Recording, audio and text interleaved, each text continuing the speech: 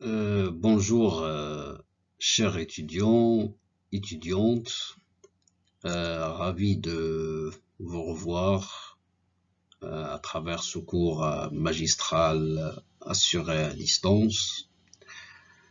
Nous nous sommes arrivés donc dans le cadre de notre cours au troisième chapitre de ce cours magistral, les méthodes qualitatives comme donc méthodes des sciences sociales.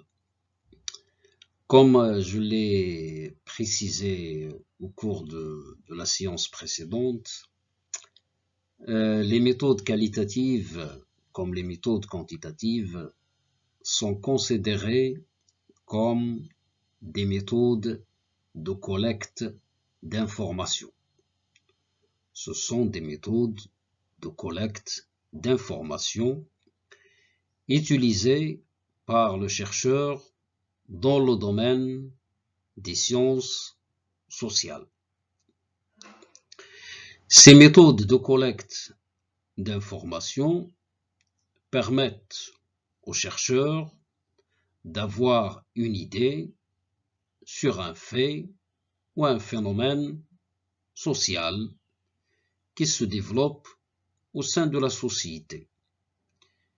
Il peut s'agir d'un fait ou d'un phénomène qui commence par des conduites ou des comportements individuels et qui peut être par la suite généralisé pour devenir un fait ou un phénomène social.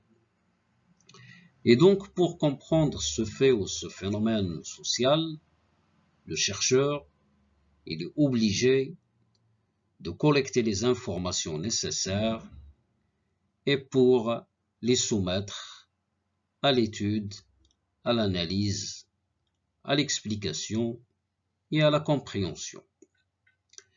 Au cours de ce chapitre de méthode qualitative dont on a parlé au cours de la séance précédente, on a traité de l'observation comme l'un des outils les plus importants développés dans le cadre de la recherche scientifique et comme outil aussi développé dans le cadre des sciences sociales. Maintenant, dans cette suite de ce cours, on va traiter d'une autre technique ou d'un autre outil de collecte d'informations. Il s'agit de l'entretien. L'entretien, c'est une méthode de recueil d'informations. Une méthode qui consiste en un rapport social, une relation sociale entre au moins deux personnes, l'enquêteur et l'enquêté. Par exemple, un étudiant qui fait une enquête sur un sujet comme je vais dire la lecture chez les jeunes, par exemple, ou la vie politique chez les jeunes, ou la vie culturelle chez les jeunes, etc., etc. Et donc, il s'adresse à ces jeunes et leur pose des questions sur ce sujet. Avant donc de faire de l'entretien, normalement, le chercheur doit préparer son sujet d'avance, n'est-ce pas? Donc, identification de son sujet et de disposer des informations nécessaires sur son sujet à travers des lectures, etc. Et par la suite, le fait de poser la question. Quel est donc, c'est donc le point de départ, c'est toujours un questionnement. Il faut donc avoir un questionnement, une question à laquelle le chercheur ou l'étudiant veut répondre. Et donc, la méthode de l'entretien, c'est une méthode de terrain. C'est un travail donc de terrain. Et il s'adresse donc à des personnes au sein de la société pour donc pouvoir avoir les informations. Et ce sont des informations souvent donc d'ordre oral. Dans le cadre de l'entretien oral, l'enquêteur cherche donc à obtenir des informations, comme je viens de le signaler, sur des faits, sur des représentations sociales, sur des attitudes, sur les comportements, sur les conduites, etc. donc des personnes. Et dans le cadre de cette technique d'entretien, le chercheur ou l'enquêteur peut travailler sur la base de 3 types de questions. Et on a des questions ouvertes, ou des questions semi-ouvertes, ou des questions fermées, préparées d'avance donc par l'enquêteur. L'objectif de l'entretien, c'est d'avoir, comme on vient de le signaler, des informations nécessaires sur le fait, objet d'analyse ou de débat. Avoir les perceptions de la personne, ses sentiments, ses attitudes, ses opinions, etc. Concernant donc la question. Autre chose, l'un des objectifs les plus importants de l'entretien, c'est de connaître ou de savoir comment les personnes pensent et comment donc ils peuvent penser, comme on l'a signalé, sur un sujet, objet de débat. Dans le cadre toujours des techniques de l'entretien, lorsqu'on parle donc de l'entretien, ce n'est pas l'entretien de l'embauche, c'est-à-dire qu'on vise. Nous sommes en train de parler de l'entretien qui vise à collecter des informations pour comprendre un fait ou un phénomène social. Ce n'est pas pour recruter une personne dans le cadre d'une entreprise ou d'une administration ou autre, ou dans une école. Donc, dans le cadre des techniques de l'entretien, nous avons plusieurs types d'entretien, mais on distingue souvent 3 types d'entretien. Il y a la forme, la première forme, c'est l'entretien directif.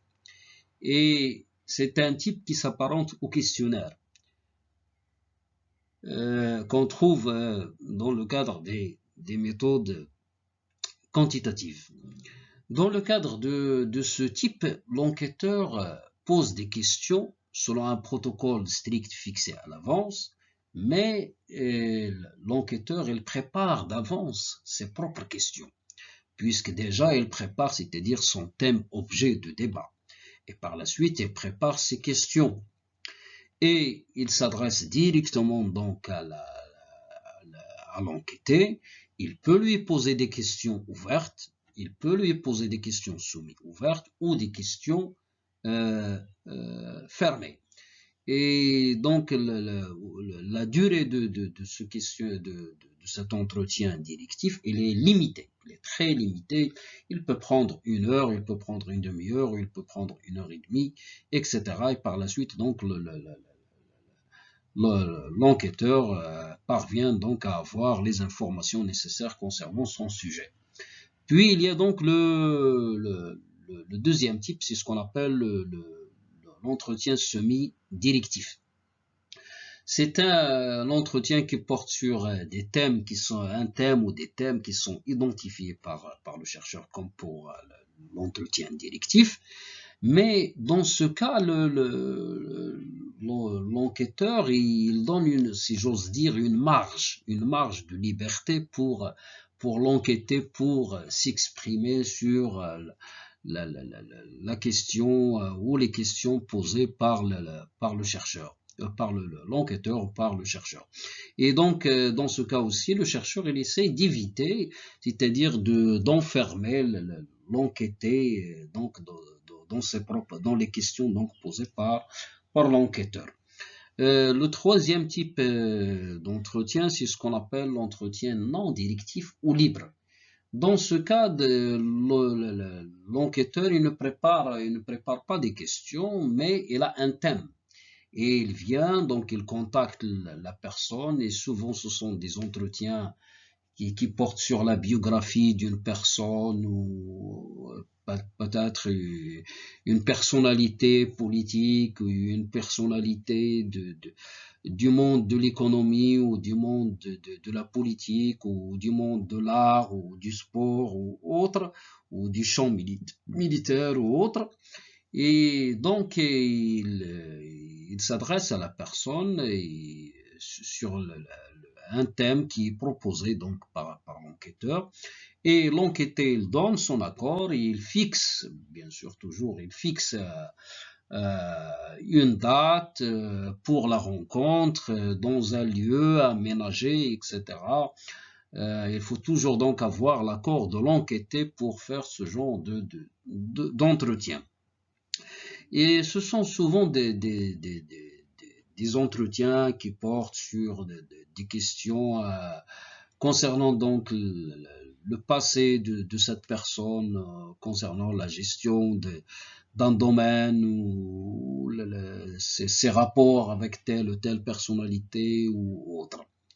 Après avoir donc traité les types d'entretien, on arrive à ce qu'on appelle le guide de l'entretien. L'enquêteur doit disposer de ce qu'on appelle un guide d'entretien. C'est quoi ce guide d'entretien? C'est-à-dire c'est qu'il doit d'abord préparer son sujet ou le thème, objet de l'enquête. Il doit disposer d'un certain journal, comme on dit, le journal du sociologue, dans lequel il va transcrire les réponses de l'enquêté. Mais aussi, il doit disposer des moyens d'enregistrement, des magnétophones, donc pour enregistrer les paroles de la personne objet d'enquête. Le guide d'entretien, comme on vient de le dire, il est nécessaire pour orienter, pour cadrer le travail de l'enquêteur. Dans le cadre des techniques de l'entretien, il y a aussi deux choses qu'il faut mettre en relief, c'est ce qu'on appelle les avantages de cette technique et les inconvénients de cette technique. Pour les avantages de cette technique, c'est qu'il s'agit d'une technique qui permet à l'enquêteur, au chercheur d'avoir ce qu'on appelle des informations cachées, donc d'atteindre l'intimité au niveau de ce rapport social qui se crée entre l'enquêteur et l'enquêté. Et donc dans ce cadre de cette technique toujours, l'enquêteur parvient à explorer ce qu'on appelle le ressenti, les sentiments, les impressions, les opinions, les attitudes de l'enquêté. Il peut aussi avoir des réponses sur des questions taboues, des questions personnelles ou des questions délicates, c'est-à-dire que l'enquêté ne peut pas divulguer dans d'autres lieux. L'entretien aussi, il peut atteindre tout type de population, c'est-à-dire n'importe quelle personne, il peut, c'est-à-dire être objet d'enquête sur la base de l'entretien. Et comme on peut avoir ce qu'on appelle un haut pourcentage de réponses en ce qui concerne le sujet objet d'étude.